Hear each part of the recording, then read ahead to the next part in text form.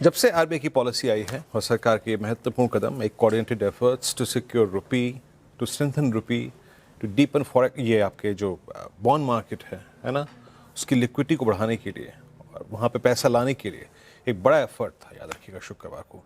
इन्हीं एफर्ट्स को थोड़ा सा और समझने की कोशिश करते हैं। हमारे साथ आज कॉर्पोरेट स्कैन में Shri Ashok Chandra, managing director and chief CEO Punjab national bank के जुड़ चुके हैं इस वक्त। अशोक जी, नमस्कार, कार्यक्रम में स्वागत है। हम आप ही के जरिए इस वक्त बैंकों की चिंताएं और बैंकों के आगे जो चुनौतियां हैं उसको समझना चाहेंगे सर। पहले तो ये जिस एनवायरनमेंट में पॉलिसी थी सर, आपका क्रूड ऑलमोस्ट 95-98 की ट्रेजेक्टरी में रहा। अभी तो एज ऑफ नाउ स्टांस बरकरार है, एज ऑफ नाउ रेट्स में कोई हाइक नहीं हुआ, लेकिन ये 95 का 90 का क्रूड हमारी एक सेफ ट्रेजेक्टरी से ऊपर का है। आपको लग रहा है कि अगली पॉलिसी तक आते आते are you preparing for a rate hike? आप लोग खुद उस सिस्टम के लिए प्रिपेयर कर रहे हैं क्या? एक स्थिति बन रही है क्या? देखिए, ये जो डोमेन है ये बिल्कुल आरबीआई का डोमेन है। और वो जब आते हैं तो उनके पास पूरी इकोनॉमी की डेटा रहती है। लॉट ऑफ थिंग्स आर उनके अंडर कंट्रोल में है। वो समझते हैं कि इन्फ्लेशन का क्या है, कहाँ हो रहा है, और वो सारी चीज़ों को लेकर फिर आरबीआई अपनी मॉनेटरी पॉलिसी में डिस्कस करते हैं and then they come out. तो इसके ऊपर अभी कमेंट करना उचित नहीं है। बड़ा ही सिचुएशन डायनेमिक है। जियोपॉलिटिकल सिचुएशन हम सभी देख रहे हैं कि एवरीडे सिचुएशन चेंज होती रह रही है। तो थोड़ा वेट किया जाए इसके ऊपर एंड फिर जब हम अगली बार आपसे इंटरेक्शन करेंगे तो इसके ऊपर फिर हम चर्चा करेंगे। रेट हाइक का अभी कोई मुद्दा नहीं है डिस्कशन करने का सर। मैं एक्चुअली ये प्रश्न इसलिए केंद्रित कर रहा था कि जब बैंकिंग सिस्टम में स्ट्रेस आता है ना, तो मैनेजमेंट पहले से ही, अगर आप देखें, तैयारी करना शुरू कर देती है ना, तो मैं उसके बारे में आ रहा था। खैर, मैं सर मैं ये प्रश्न आपसे ये पूछूंगा, अल्टीमेटली ये जो जिस तरीके से G6 पर अगर आप देखें तो फॉरेनर्स को और एफपीआईज को एक इंसेंटिवाइज किया गया है ना, उनको जो प्रमोट करने का फैसला किया गया, जो जो एडवांटेजेस दिए गए हैं, इसका कितना इम्पैक्ट देख रहे हैं आप? कितना इन्फ्लो आप एक्सपेक्ट कर रहे हैं? रुपी को कितनी स्ट्रेंथन मिलेगी? और एक और बात, जो बैंकों के लिए बहुत महत्वपूर्ण बाजार होता है बॉन्ड मार्केट, है ना, उसमें जो लिक्विडिटी की परिस्थिति और कॉस्ट प्रेशर वो कितना कम होंगे, इस पर आपकी टिप्पणी? देखिए, बड़ा ही लैंडमार्क आरबीआई ने उस दिन अनाउंसमेंट किया है मॉनेटरी पॉलिसी के साथ। जो 4-5 चीज़ें जो उन्होंने मेजर अनाउंसमेंट की, उसमें सबसे पहला जो बैंकिंग सेक्टर से रिलेटेड जो इम्पैक्ट करने वाला है, जिसके ऊपर आपने बहुत ही इम्पॉर्टेंट ध्यान दिलाया हमें, एफसीएनआर बी के ऊपर जो इंटरेस्ट रेट के ऊपर एंड जो फैसिलिटी वो दे रहे हैं स्वैपिंग की without any cost. I think definitely आने वाले महीनों में आप देखेंगे काफ़ी इसके भीतर ट्रैक्शन होगा। और हम उम्मीद कर रहे हैं कि मैं अगर अपनी बैंक की बात करूं तो करीब 2.5 टू 3 बिलियन यूएसडी हम इस पूरे विंडो में, जो कि 30 सितंबर 2026 तक है, उस दौरान हम जरूर मोबिलाइज करेंगे। और पूरे बैंकिंग सेक्टर के भीतर, अगर कंट्री के भीतर जो एक एस्टिमेट हमारे लोगों ने किया है, एक्सपेक्टेड है कि शायद 35 टू 40 बिलियन यूएसडी मोबिलाइज होगा। और इसका इम्पैक्ट बहुत बड़ा होने वाला है। 2-3 चीज़ें हैं। एक तो जो इंटरेस्ट रेट का जो साइकिल है और कॉस्ट ऑफ डिपॉजिट जो अभी भी थोड़ा एलिवेटेड है, वो डेफिनेटली इस मोबिलाइजेशन से कॉस्ट ऑफ डिपॉजिट कम होगा। दूसरा, बैंकों के भीतर जो एनआईआई एंड नीम के ऊपर जो प्रेशर था, डेफिनेटली इस मोबिलाइजेशन के कारण नीम एंड एनआईआई आने वाले क्वार्टर्स में जरूर इम्प्रूव होगा। और तीसरा एक बहुत बड़ा इंपॉर्टेंट फैक्टर इस डिसीजन से होगा, बैंकों के भीतर जो डिपॉजिट्स है, मोस्टली जो हमारा डिपॉजिट्स कंपोनेंट है, एक तो कासा कंपोनेंट होता है जो कि शॉर्ट टर्म में हम उसको लेते हैं। दूसरा होता है जो रिटेल टर्म डिपॉजिट है। रिटेल टर्म डिपॉजिट भी बैंकों के भीतर अगर आप देखेंगे तो 2-3 साल तक का जो एक सेगमेंट होता है, उसके भीतर करीब 50 टू 60% डिपॉजिट्स उसी सेगमेंट में होते हैं। नाउ ये जो विंडो जो आरबीआई ने अनाउंस किया है, ये 3 से 5 साल के एफसीएनआर विंडो में हम डिपॉजिट मोबिलाइज करेंगे। तो हमारा जो एसेट लायबिलिटी का जो एक मिसमैच लॉन्ग पीरियड के लिए होता है, उसके भीतर ये काफ़ी हमें मजबूती प्रदान करेगा। और बैंकों को एक लॉन्ग टर्म में अच्छे डिपॉजिट रेट पे एक सस्टेनेबल डिपॉजिट मिलेगी, जिसका उपयोग हम फिर लेंडिंग में करेंगे और इसका इम्पैक्ट फिर एनआईआई और नीम में भी होगा। तो बहुत ही अच्छा स्टेप आरबीआई ने लिया है और उसका अब रिस्पॉन्सिबिलिटी हम बड़े बैंकों के कारण हमारी रिस्पॉन्सिबिलिटी एक बहुत बड़ी है कि हम उसको प्रॉपरली यूटिलाइज करें और लोगों तक इस मैसेज को हम एनआरआई के भीतर इस मैसेज को पहुंचाएं और ज़्यादा से ज़्यादा एफसीएनआर डिपॉजिट हम मोबिलाइज करें। अशोक जी, गुड आफ्टरनून। श्रेया बात कर रही हूँ। अच्छा, आरबीआई पॉलिसी में सर एक और बात हुई, आरबीआई ने ग्रोथ का अनुमान भी थोड़ा घटाया है ना, और थोड़ा इन्फ्लेशन का अनुमान भी बढ़ाया।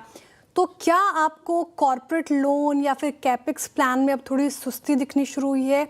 आउटलुक कैसा लग रहा है? कोई चिंता दिख रही है क्या सर इसको लेकर आपको? देखिए, अभी मैं आज की डेट में भी मैं अगर आपसे बात करूं तो जो लोन ग्रोथ हमें 25-26 में पूरे साल दिखा, एमएसएमई हमारा 20% से ऊपर ग्रो कर रहा था, रिटेल 18% से ऊपर ग्रो कर रहा था और एग्री भी 15 से 16% था। इस क्वार्टर में भी हमने जो ट्रेंड देखे हैं अप्रैल और मई का, ऑलमोस्ट हम या तो उसी लेवल पे या तो कुछ सेक्टर में हम उससे भी ज़्यादा हैं। एमएसएमई में इनफैक्ट ग्रोथ हमारा करीब 21% से ऊपर हो रहा है और कॉर्पोरेट लोन बुक में भी लास्ट ईयर, जैसा हमने लास्ट टाइम भी बताया था कि करीब 4 लाख करोड़ का कॉर्पोरेट लोन बुक हमने लास्ट फाइनेंशियल ईयर में सैंक्शन किया था और अभी जो हमने 2 महीने में जो कॉर्पोरेट लोन बुक सैंक्शन किए हैं, आई थिंक ये 4 लाख करोड़ का भी फिगर अगर यही ट्रेंड मौजूद आगे भी चलेगा जो 2 महीने में हमने किया है, तो काफ़ी अच्छी ग्रोथ हमें कॉर्पोरेट लोन बुक में भी दिख रही है। एज ऑफ नाउ जब मैं आपसे बात कर रहा हूँ तो कोई ऐसी चैलेंज दिख नहीं रही है, लेकिन ज़रूर हम लोगों ने एक एस्टिमेट किया हुआ है कि इसका इम्पैक्ट जो जियोपॉलिटिकल जो चैलेंजेस हैं, इसका इम्पैक्ट अगस्त सितंबर Q2 का जो 2-3 लास्ट जो महीने होते हैं, उसमें कुछ इम्पैक्ट एमएसएमई और रिटेल सेक्टर के भीतर हो सकते हैं, दिखेंगे और हम उसके लिए प्रिपेयर्ड हैं। और भारत सरकार ने बहुत अच्छी एक फैसिलिटी दी है जो ईसीएल जीएस के माध्यम से 2,55,000 करोड़ का गारंटी एमएसएमई लोन को जो हम लोन देंगे उसके भीतर गारंटी भारत सरकार प्रोवाइड कर रही है और उसके भीतर भी हम देख रहे हैं अपने बैंक में भी काफ़ी कुछ ट्रैक्शन हो रहा है और करीब 50,000 करोड़ से ऊपर के लोन जो हैं वो एलिजिबल हैं इसके भीतर अवेल करने के लिए। और ये सारी चीज़ें हैं जो आगे आने वाले अगर कुछ स्ट्रेस या कोई चैलेंजेस सिस्टम में आती हैं तो उसको चैलेंजेस को मीट करने के लिए इस तरीके की फैसिलिटी भारत सरकार ने ऑलरेडी अनाउंस की है और उसका लाभ हम लोगों तक पहुंचा रहे हैं। लोगों तक हमने मैसेज, हमारे जितने क्लाइंट हैं उन तक हम पहुंच रहे हैं एमएसएमई आउटरीच के माध्यम से और एसएमएस के माध्यम से ज़्यादा लोगों को इन लाभों तक पहुंचाने का हम प्रयास करेंगे। ठीक है, लेकिन सर एक और कंसर्न तो है कि अगर ब्याज दरें लंबे समय तक ऊंची रहती है तो मार्जिन पर कहीं ना कहीं तो प्रेशर पड़ेगा। आपको क्या लग रहा है सर, निम्स स्ट्रेस में रहेंगे या फिर प्रॉफिटेबिलिटी बनी रहेगी? देखिए, डिपॉजिट रेट जो आप एक साल पहले जो देख रहे थे और आज में करीब 50-60 बेसिस पॉइंट का तो अंतर आया है अभी भी।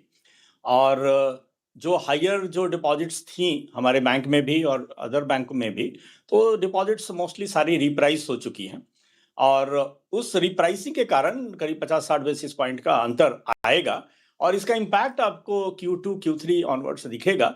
मुझे नहीं लगता है कि नीम पे फर्दर कोई इम्पैक्ट आने वाला है आगे आने वाले क्वार्टर्स में, बिकॉज 125 बेसिस पॉइंट का इम्पैक्ट ऑलरेडी हम लोगों ने फैक्टर कर लिया है मार्च तक। तो अब तो जो भी है उसमें कुछ इम्प्रूवमेंट से ही दिखेंगी और एफसीएनआर डिपॉजिट जो हम मोबिलाइज करेंगे उसके कारण नीम में इम्प्रूवमेंट दिखना चाहिए, एनआईआई में भी इम्प्रूवमेंट दिखना चाहिए। तो ये तो बड़ा फेवरेबल है बैंकों के लिए, ये जो आरबीआई ने जो अनाउंसमेंट किए हैं और लोगों के लिए भी, बिकॉज जब डिपॉजिट रेट कम होंगे तो डेफिनेटली वो लेंडिंग रेट भी फर्दर कम होंगे और लोगों तक ज़्यादा इसका फायदा पहुंचेगा। अच्छा अशोक, ये जो मेरा पहला प्रश्न आपसे था कि भाई क्या ब्याज दरें बढ़ने वाली हैं, हालांकि उस पर थोड़ा आपसा असहज हो गए, वो लाजमी था। क्या इस एक हॉकिश पॉज मानते हुए मैंने आपसे पूछा था ना कि आप कहाँ कहाँ पे अलर्ट हैं, सतर्क हैं, कोई ऐसी पॉकेट्स, कोई ऐसे सेगमेंट्स जहाँ पे आपको थोड़ा सा अगर आप देखें प्रेशर दिखाई दे रहा है और लाइकली हमें आने वाले 1-2 क्वार्टर्स में जहाँ पे थोड़ा सा अगर आप देखें स्लिपेजेस देखने को मिल सकते हैं, कुछ ऐसे पॉकेट्स? नहीं, जैसा कि मैंने बताया कि एज ऑन टुडे मैं जब 2 महीने का भी अपना फिगर देख रहा हूँ तो जो स्ट्रेस हमारे सिस्टम में थे, जो SMA 0, 1, 2 लास्ट ईयर जो थे ऑलमोस्ट उसी लेवल पे हम हैं। और ऐसा कोई स्लिपेजेस अप्रत्याशित इस क्वार्टर में भी आपको नहीं दिखेगा जब हम जून का रिजल्ट डिक्लेयर करेंगे, क्योंकि 2 महीने का फिगर हमारे पास ऑलरेडी है। और मैं वही बोल रहा था कि आज की तारीख तक अपने सिस्टम में मैं कोई ऐसा स्ट्रेस किसी भी सेक्टर में नहीं देख रहा हूं जहां पे हमें बहुत चिंता की बात है। और हमने तैयारी की है ईसीएलजीएस के क्रेडिट के माध्यम से, या आगे आने वाले क्षणों में भी कुछ ऐसी कोई चैलेंजेस आएंगे सिस्टम में, तो हम एज ए बैंकर हम पूरी तरह प्रिपेयर्ड है कि उसको मीट करने के लिए। और आप के माध्यम से मैं लोगों को जरूर आश्वस्त करूंगा कि जो भी लोग क्रेडिट फैसिलिटी अवेल कर रहे हैं बैंक पीएनबी के ब्रांचेस से, आई थिंक कोई भी ऐसी चैलेंजेस आएगी तो हम उनको पूरी तरह बैंकिंग नॉर्म्स के भीतर हम सहायता प्रदान करने के लिए तैयार हैं। चलिए अशोक सर, बहुत बहुत शुक्रिया आप इस आज बातचीत में शामिल हुए। बैंक के लिए Thank you. और आई थिंक पूरी बैंकिंग बहुत-बहुत प्रणाली के लिए इस वक्त क्या चुनौतियां हैं और आप इस चुनौती को कैसे देख रहे हैं, क्या अवसर है, सब पे आपने बातचीत करी। आरबीआई के इस कदम का क्या इम्पैक्ट पड़ेगा, सब पे अपनी राय रखी। बहुत बहुत शुक्रिया।